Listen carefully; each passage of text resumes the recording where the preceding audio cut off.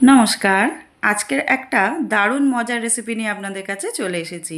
এখানে নিয়ে নিয়েছি কাঁচা আম। আমি একটাই আম এখানে নিয়েছি। এবারে দেখুন আমি ইন্ডাকশানটাকে অন করে দিয়ে জল গরম করতে বসিয়ে দিয়েছি, তার মধ্যে দিয়ে দিলাম কাঁচা আমটাকে। এবারে আমটাকে খুব ভালো করে সিদ্ধ করে নেব। আম দেখুন আমার খুব ভালো করে সিদ্ধ হয়ে গেছে। আমি সেটাকে নামিয়ে খুব ভালো করে প্রথমে ঠান্ডা করে নিচ্ছি। এবারে দেখুন আমটা ঠান্ডা হয়ে যাওয়ার পর আমি খোলাটাকে খুব ভালো করে ছাড়িয়ে নিচ্ছি। আমটা দেখুন কতটা ভালো সিদ্ধ হয়েছে, যে খোলাটা একদম স্মুথভাবে উঠে যাচ্ছে।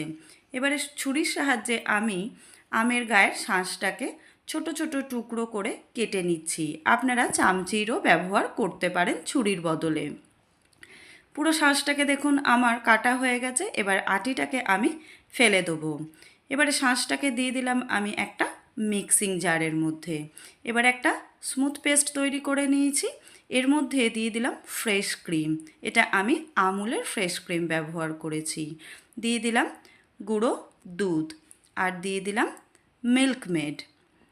এটাতে খুব সুন্দর কিন্তু একটা টেস্ট আসবে, তাই এগুলো অবশ্যই আপনারা ব্যবহার করবেন। দিয়ে দিলাম গ্রিন ফুড কালার। এবারে এটাকে আমি স্মুথ একটা পেস্ট তৈরি করে নেব, অন্তত পক্ষে 10 মিনিট ধরে।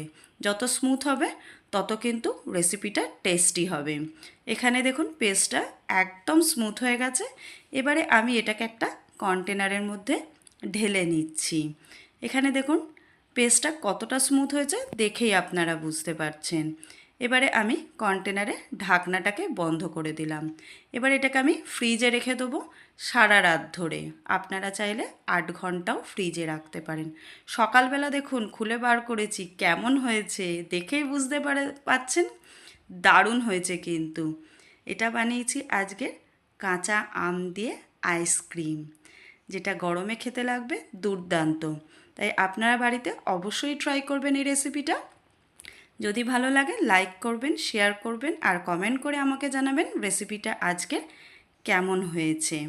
আর আমার চ্যানেলটাকে অবশ্যই সাবস্ক্রাইব করে নেবেন। ফেসবুক থেকে দেখলে ফলো করে নেবেন।